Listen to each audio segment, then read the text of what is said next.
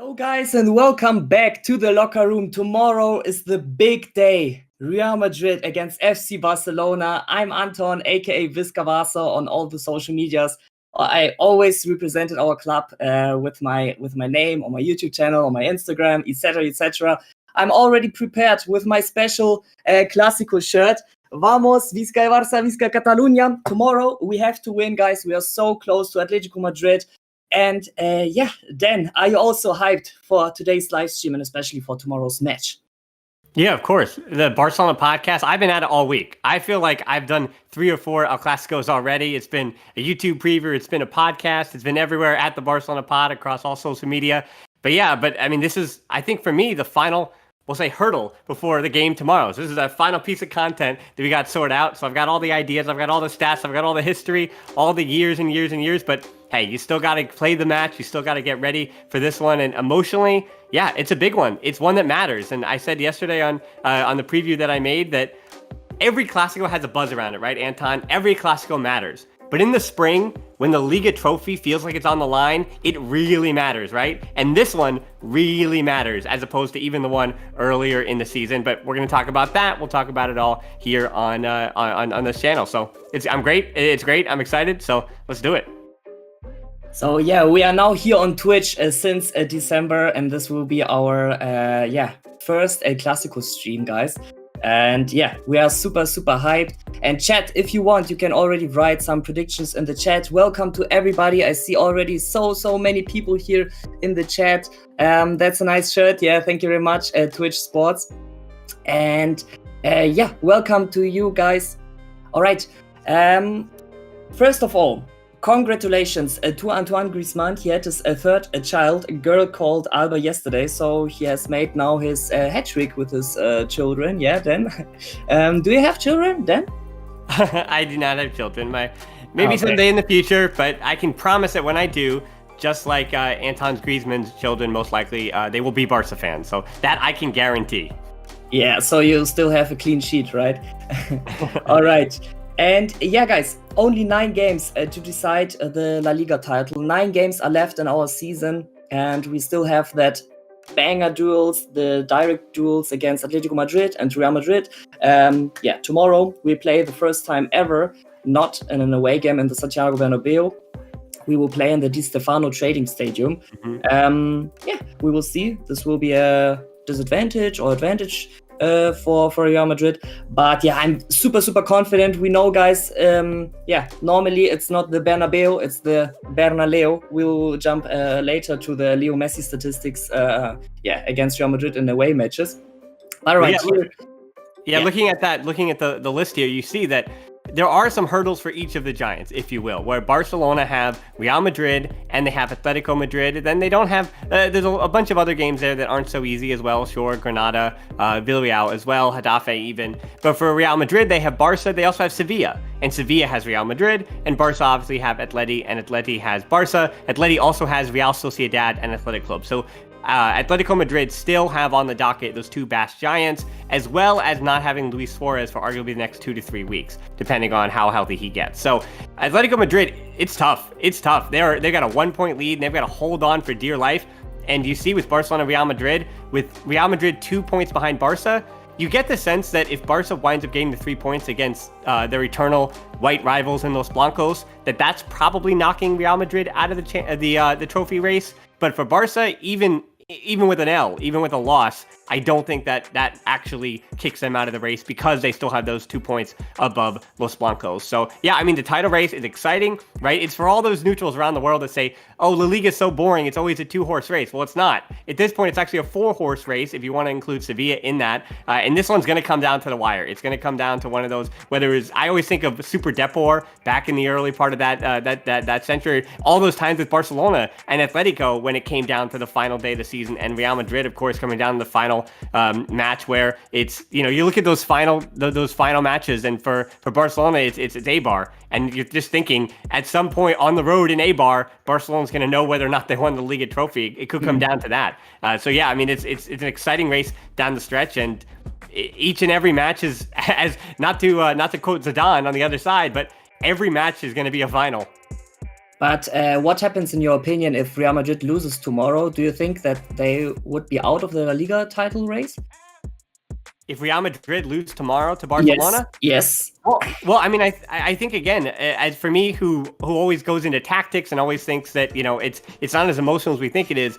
At this stage in the season, losing El Clásico, it makes it feel like whatever team winds up losing the 3 points is going to have the wind taken out of their sails. And they might actually lose the emotional push required because, remember, we're going to talk about this aplenty, but Real Madrid have this match, this El Clásico, bookended by the Champions League. So, I mean, they've already gotten 3-1 up, and now if they're on to the semifinals, if they beat Liverpool in the return leg, they've got another competition to worry about altogether. And you know Los Blancos, of course. If they have to choose between the Liga trophy, where you have to play well for an entire season, or they want the Champions League trophy where you have to play well for 5 or 6 times in the spring, then you know where they always choose. So I think Real Madrid have their eyes in different pots. So I think if they lose El Clásico, they might lose the steam required to fight for that double in that manner.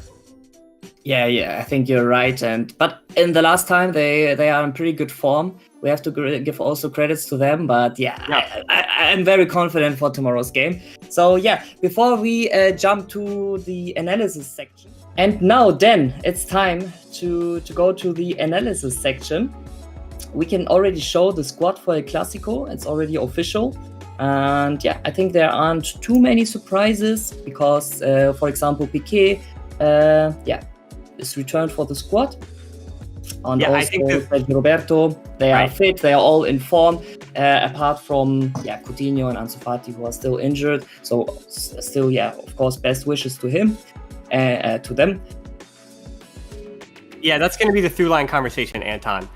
For the manager for Barcelona, for Ronald Koeman, he's going to have the option of having, we'll say, the wild cards of Piqué or Roberto, depending on how healthy or how fit they are. They don't even need to start, but having them to be an option, it continues to be a question mark that Zidane is going to have to game plan for.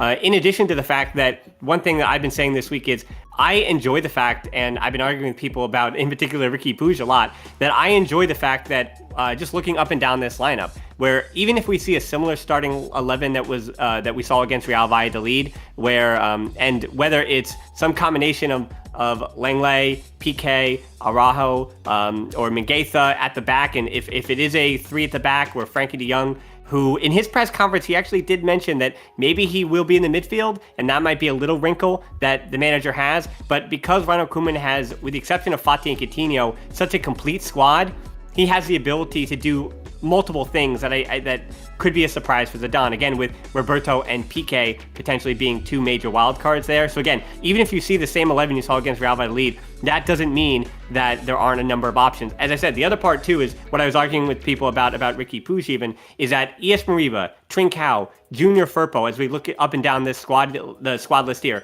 As I said, Junior Firpo, Iash, Puig, once again, Braithwaite. You're seeing the same faces come off the bench in similar roles at similar times.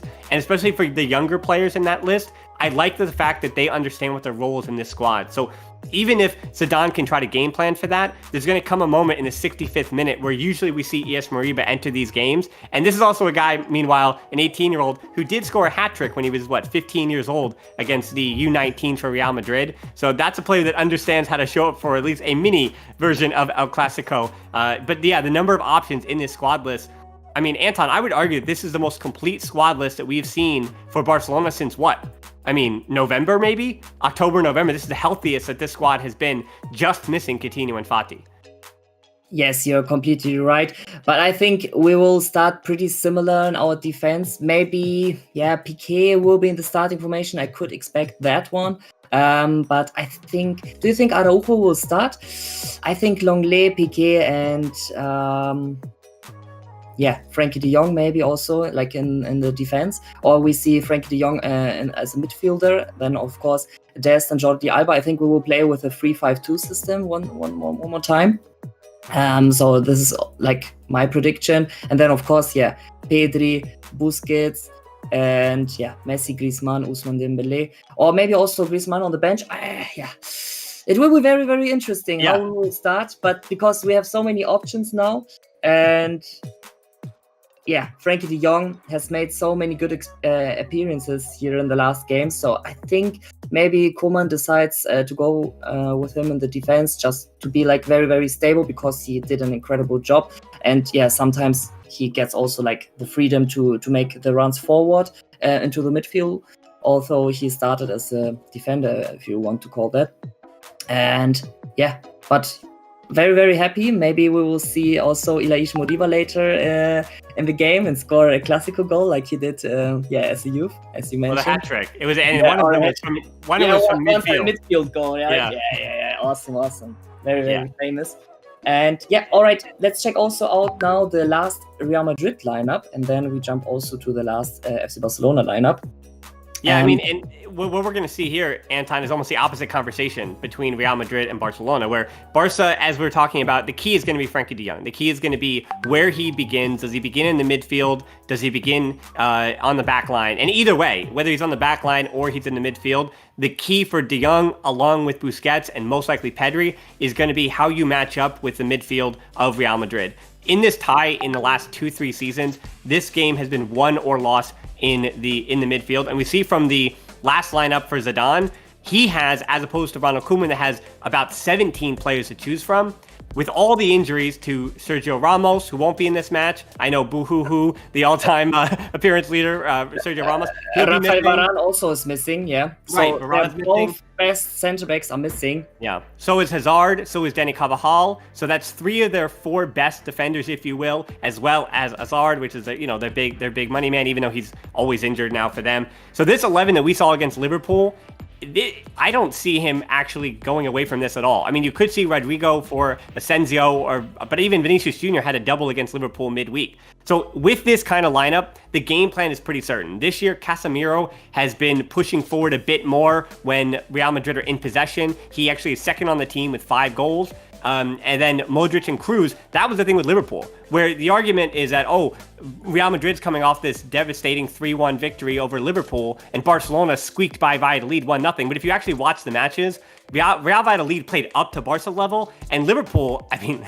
again, this is not a Liverpool, this is not a Liverpool pro feed. So I can say that they were in shambles as in terms of if you're going to play a high line, which Liverpool did, their back line, if you're going to play a high line, if you don't put any pressure on Kroos or Modric, what do you think is going to happen, right? They were just spraying long balls up through the middle that Vinicius Jr. was able to run onto. And so I guarantee you that Ronald Koeman's looking at that tape and saying, hey, if we crowd Kroos and Modric off the ball and understand that Casemiro is going to try to run in between those lines and be a late arriving midfield option and put the third center back on Casemiro, whoever it may be, the defensive midfielder, then you understand basically what the only option that Real Madrid has other than some kind of individual moment of magic. And I was also looked at Lucas Vazquez and Mendy. They're trying to get forward, but that also means that with Barca's 3-5-2, there's space in behind them. And then the one guy that I think that Barca, not to say that Barca don't have an answer for, but the player to watch for Real Madrid is easily Benzema. This year with his 18 goals, 6 assists, he's been fantastic this season. So Benzema is certainly the player to not fear, but the player to watch. And I don't like Benzema, but he's deserved the credit that he is owed this season, where he's been really, really good. So Benzema, and then this is again a lineup that maybe Rodrigo, maybe Isco. Fede Valverde has been good against Barca when he's played against them, but you look at that substitutes bench for Real Madrid, and there's nothing there that truly, truly scares me. And again, Zidane is really limited to maybe at this point in the season 12 to 13 players that he actually trusts, where meanwhile Barcelona have 15, 16, 17 players that Koeman actually does trust. That's, I think, the big difference between these two lineups and the two squad lists as well. Yeah, you're completely right. Their squad is absolutely limited. Just in their midfield, maybe they have like no injuries. So Modric, Casemiro, Kroos, of course, all 3 world-class players. So yeah, if we shut down the midfield of Real Madrid, I think we will be completely in an advantage, and this will be very, very decisive in that match. And yeah, Lucas Vazquez, Eder Militao, Nacho, Mondi. All right, I'm looking forward. Hopefully Messi can show some skills against Militao and Nacho and score some goals, but also, of course, our other strikers. Very confident, but of course, Barca has to play like Real Madrid would be now in their absolutely best form ever. Although they see like, okay, there are some players who are missing. So Barca has to be very, very concentrated, very focused. And yeah, as I said earlier on the stream, Real Madrid played pretty well in the last weeks and months. Although they have many injuries, and I'm honest, I didn't expect that they will win 3-1 against Liverpool in the Champions League. Although Liverpool also isn't in the best form, but yeah, they won 3-1, and probably they will be also in the semi-final of UEFA Champions League. And who expected that? Because in the beginning of the season, also many people were saying that this is probably one of the worst Real Madrids of the last 5-6 years. But nevertheless, we lost the Clásico. Upgraded version of Vinicius Jr. But Vinicius Jr., he was finding those half space as well, as in between the outside back and the center backs, and he was kind of running through those channels of plenty and just, again, waiting for those opportunities that Modric and Kroos would deliver a long ball in, and that's how those goals happen. But that, again, is because Liverpool didn't crowd the space and allowed Kroos and Modric to hit those long balls. So, yeah, I mean, I think, again, nothing that Real Madrid did against Liverpool, credit to them, that they exploited even Trent Alexander-Arnold.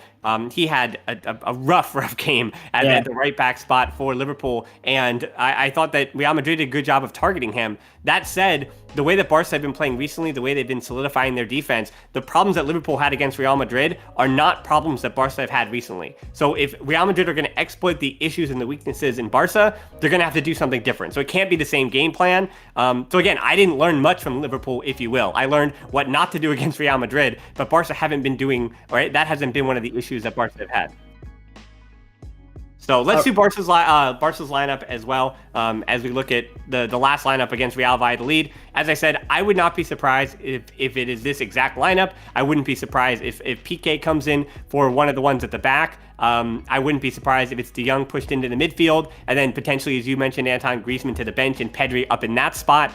So yeah, I think there's going to be a little tinkering, but this is basically what you're going to see. I would be surprised if, regardless of personnel, even if it's De Jong into the midfield, I would be surprised if Ronald Koeman goes away from that 3-5-2 that we've been seeing. And yeah, we are still unbeatable in the 2021 year, guys, in La Liga. So now we are, I think, on a 19 streak, right? The stat there is it's 19 unbeaten, and no team, other than one Real Madrid squad 1 year, no team has won 19 unbeaten, or not one, but no team has gone 19 unbeaten and failed to capture the trophy, with the exception of one La Liga team. One Real Madrid team in all of the history of La Liga. So that's the stat there. Usually winning 19 unbeaten, or getting, you know what I'm saying. Usually 19 unbeaten means that you've won the La Liga trophy at some point. So Barca still have some work to do, but yeah, it's a good stat that, historically speaking, usually shows a squad that's ready to win the trophy. Yeah, 19 games are already like the half of the season, right? But if you remember that, Atletico Madrid also has had 50 points after the first 19 games of the La Liga season. But now they are very close. So this isn't like the guarantee that you will win the La Liga, right? It's still open.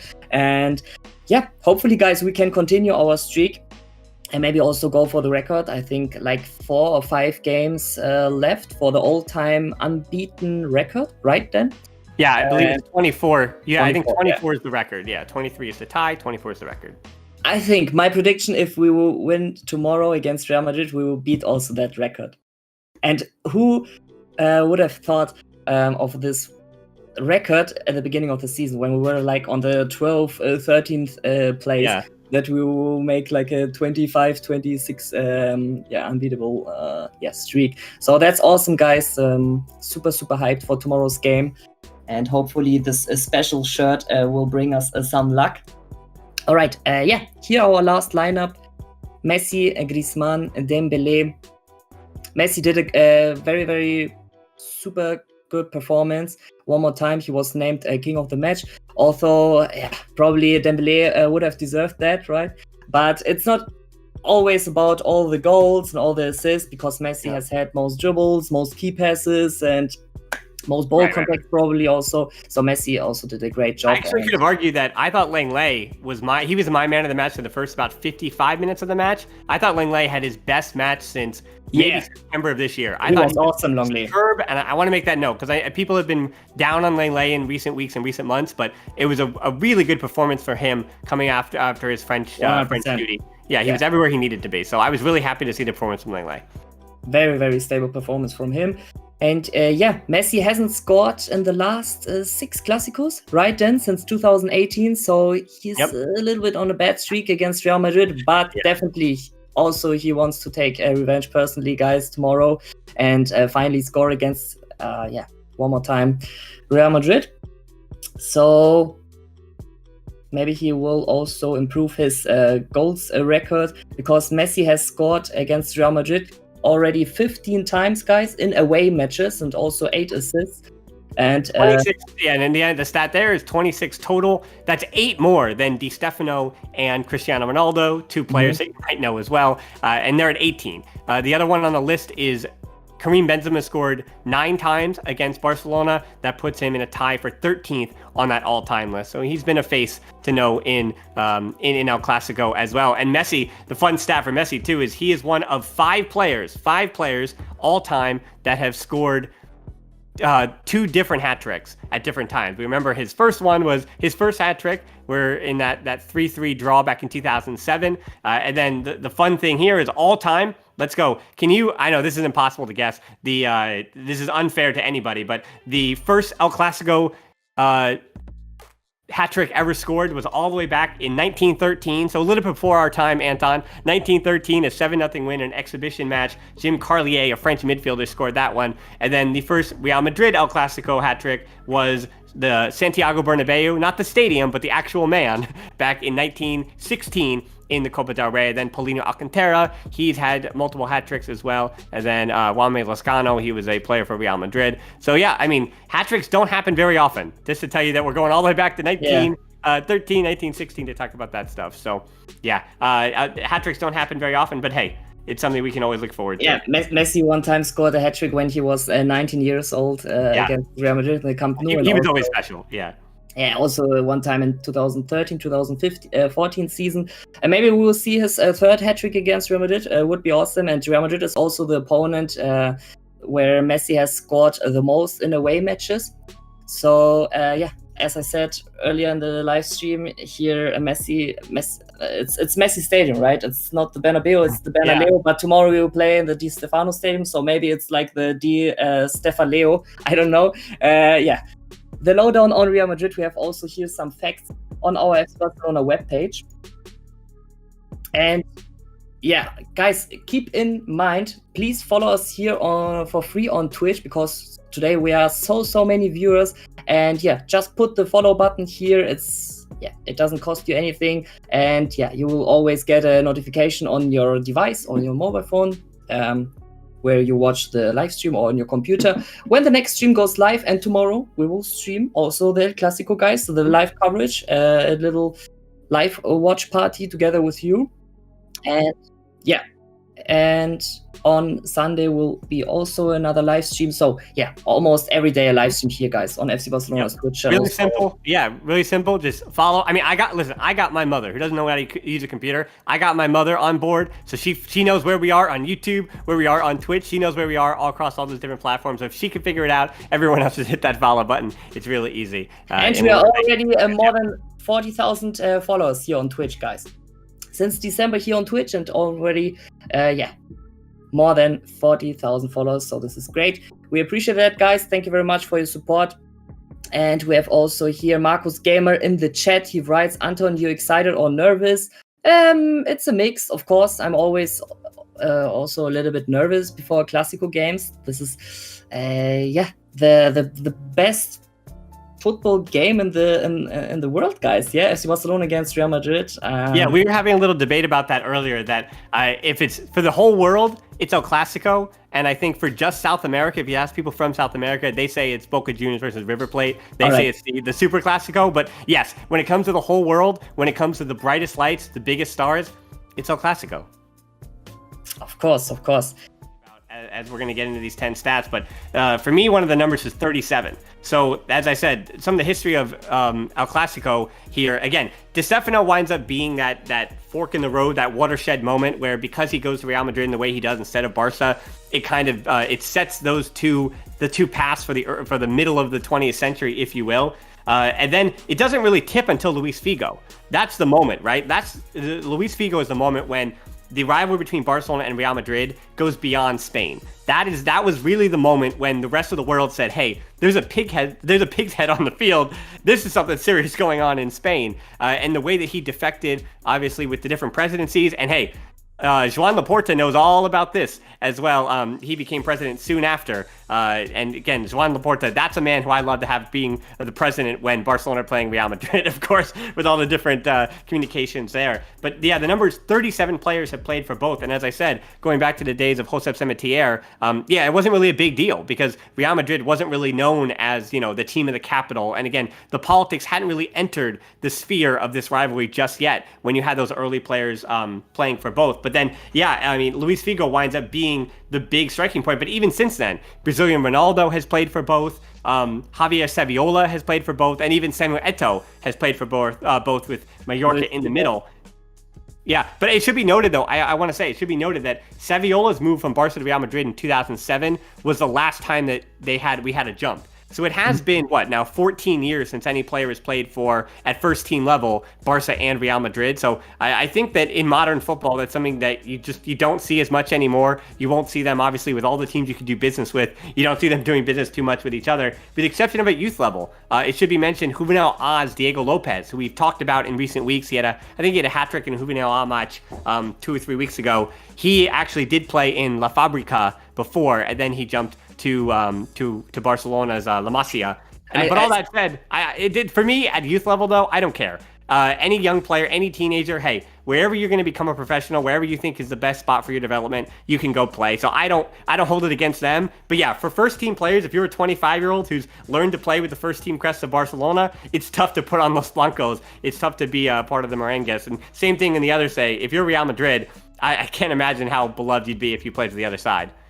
Ago a few days, I saw a funny article. One woman player went from Everton to Liverpool. Then she went from Liverpool to Manchester United, and then from Manchester United to Manchester City.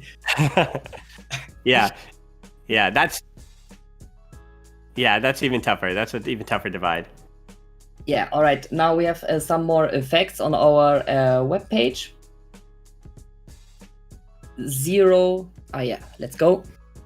Right, and 0 Clásicos at Alfredo Di Stefano Stadium because, the Alfredo Di Stefano Stadium is the stadium of Real Madrid Castilla, not of the first team. So that is why it's the very first one. It's the 18th different venue that they have played at, dating all the way back to their first meeting, all the way back in, what was it? I think, it's 1902. That's on this list too. So, yeah. So 4 is another one. That's Clásicos in the last 20 years where there's nothing to separate the teams when they're really, really close in the standings. And the last time when the points difference was so minimal was also in 2015, 2010. So it's not always very usual, guys, that both teams are so close to each other in the end of the season. So this Clásico will be very, very decisive, of course. And we have to go back to February 2021 years ago to find another. On last occasion, Barca were 1 point above Madrid. But Los Blancos took the points with a 3-0 victory. Oh, okay. Also 26 Messi goals versus Madrid. All right, we already spoke about that. 7 Clásicos without a goal. It's already 7 Clásicos. Yeah, Messi will take revenge, guys. I promise. I think Messi will score tomorrow at least 1 goal. Or maybe his third hat-trick against Real Madrid would be awesome to see. His last hat-trick was ago 7 years against Real Madrid in 2013. Barca's wins against Los Blancos, 96 Barca victories already. And Real Madrid has won 97 times against us. Okay. If we win tomorrow, we will be equal. 400 Barca goals in Madrid, 14 Clásicos as a player for Ronald Koeman. And he scored 5 goals also against Real Madrid, our current coach.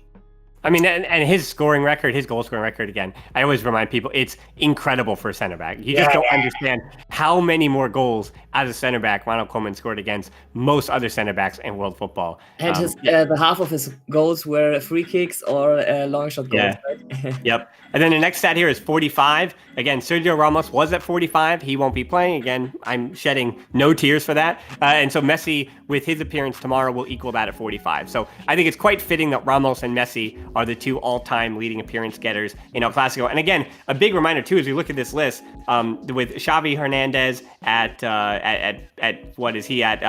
Both Xavi Hernandez and Sanchez and Gento, they're all at 42, and Sergio Busquets is at 39. And again, a quick reminder that for those who've been fans of this club since like the 2010, 2011, 2012 season, El Clásico happens a lot more recently. It used to be a novelty thing where because, again, going all the way back to the 60s and 70s, where in the Champions League, you didn't have multiple teams from one country. So there'd be one representative from Spain. So you would only meet your opponents potentially in the Copa del Rey, but usually not. It was usually just in the Liga action. So that's why in the last 15, 20, 25, 30 years, basically since, the early 90s, Barcelona and Real Madrid are meeting in El Clásico.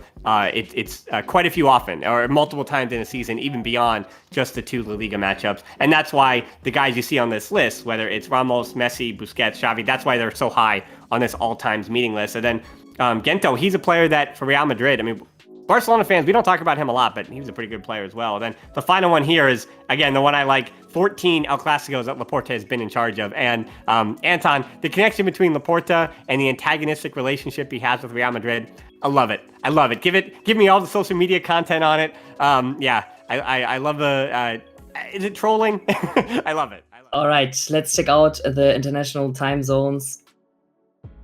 Yeah, I mean, it's prime time. This is what they say. It's prime time. This is when this match is going on. So all over the world, where to watch this, you can see in Barcelona, it's, again, an evening affair. And it's always amazing to me, again, for those who have never lived in Spain, just how late they do it in comparison to other things. But it's a 9 p.m. Barcelona start, 3 p.m. in the afternoon. Really good timing here in the U.S., 3 p.m. It's noon for my friends in Los Angeles and in the West Coast. And then 3 a.m. in Beijing. And then all over. You see, it's, It looks so cool how they put the jersey like as a flag. Yeah. So nice. Yeah. Yep. So 9 p.m. Barcelona start. So, I mean, that's, again, prime time in Barcelona. That's the time that people in Spain are ready and to watch that match. Even 8 p.m. in London for those in the UK. Then again, it's an afternoon affair here in the US. So.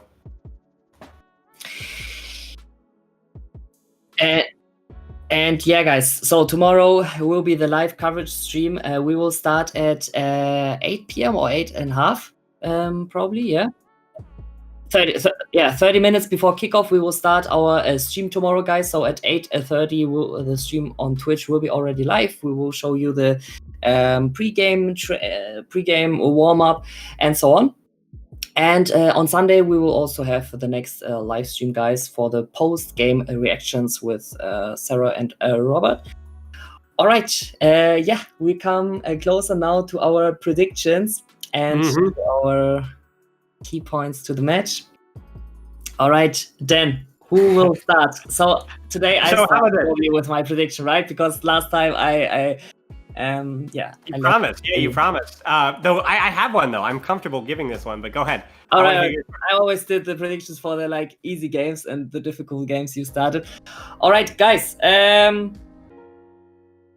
I think we will win 4-1. 4-1. Yeah, at first, I wanted to say a close result, 2-1 or 3-2 That's what I'm going or 1-0. But I think we will perform very, very dominant. It will be a huge Barca victory. I'm very, very confident. And I also think that, this magic behind our special shirt and maybe also my new tattoo brings us luck here with Messi. We see a next hat-trick from him or some Messi goals. But no, I'm just joking. In the end, I don't care, guys. The most important thing is that we will win and that we show one more time our fighting spirit like we did in the last months and weeks. And we won so many close matches, also last-minute goals. So, if it's in the end a 1-0, I don't care. But my personal prediction, I'm honest, I think we will make a very, very dominant game. Yeah. I'd say 4-1 by Vizcaya Barça. Anton, I've got a cool stat for you. Ready for this one? 181 competitive matches between these two sides. Zero finished 4-1. We've never had a scoreline of 4-1 with either team winning. So that would be the first time in 181, now 182 matches, that 4-1 was the final stat. So that's why I'm playing it safe here. I'm going 2-1. I think it's going to be hard fought. I think it's going to be all about getting the 3 points. I think it's going to be, just like Ronald Koeman said, it's going to be about suffering. It's going to be about making sure that you're cutting down the spaces for Cruz, Modric, not giving them time on the ball. It's about making the likes of Eder Militao, the center back who's playing in his first El Clásico, Nacho, who's had some rough goes in El Clásicos in the past, even Asensio, who's, he's fine, he's coming back, he's healthy, he's good. But it's all about making those other guys beat you. Don't let Benzema beat you. Don't let Casemiro in that midfield beat you. Make sure you're making everybody else. If Lucas Vazquez has a star performance of a day, yeah, I mean, I guess you anticipate that, or Ferland Mendy or whoever. But again, you don't let the best players for Real Madrid beat you. And then on the other side, yeah, for Barcelona, everything is going to come through Messi. He's the playmaker. He's the guy that makes this tick. But if Alba and Griezmann and Dembele or Dest, if one of those other guys has just a wild day, and wild in a good way, if they have an excellent day, that's going to be the difference in this match. El Clásico is always decided on the smallest margins. So I say 2-1. Because usually if there's a blowout of more than 3 goals, it's a 0. You go up and down the list, it's either, whether it's 1-0 or 3-0 or 4-0 or 5-0, those are the ones that are even more likely than a 4-1, which is incredible to me to see. So, Anton, I don't want to disparage you. I think it could be time for history, the 4-1. I'd be much more excited for a 4-1 Barca win, but that's why I'm going to play it safe and go with 2-1 here. But I think at this moment in time, again, we talk about keys of the game. You can talk about tactics until I'm blue in the face. I've spent 2 hours talking about tactics. It's all about who wants to win the Liga. It's all about who wants it more. It's all about who's willing to deal with adversity, not get down, and to take whatever counterattack, whatever the other team throws at you, absorb that pressure, keep it out of the goal. Ter Stegen, if he has a big day, I can't believe we didn't talk about Ter Stegen, but if he has a big day too, Barca can get a result. And then it's who can figure out how to put the ball in the back of the net. And that's what football comes down to. Who can score more goals than the opponent? It sounds stupid, but that's what El Clásico is. It means everything else, political, identity politics, all those other things. But really, it's football. That's what it comes down to. It comes about winning and losing. And Barcelona are better than Real Madrid in this moment. Even again, Liverpool, whatever. Throw all that out the window. Barcelona are in unbeatable form right now. They're unbeaten since the new year began. They're the team of the moment, and I think they're going to seize the moment, and they're going to seize the day. What do they say in Latin, Anton? Carpe diem. I think that's Barcelona. I think it's going to a big heaping helping of Carpe diem. These were our final thoughts. Thank you very much for tuning in. It was an awesome live stream, and we hope that you will be with us tomorrow for the live coverage, which will start half an hour before kickoff time at 8:30, guys. It's Central European time. And just push the follow button here for free on Twitch, and you will get a notification on your device. And as always, Dan, my last words for tomorrow's El Clásico. Vizcaya Barça, Vizcaya Cataluña. Dale, hay que ganar el partido. Vamos, Dan. Yeah, and I always say it, Forza Barça.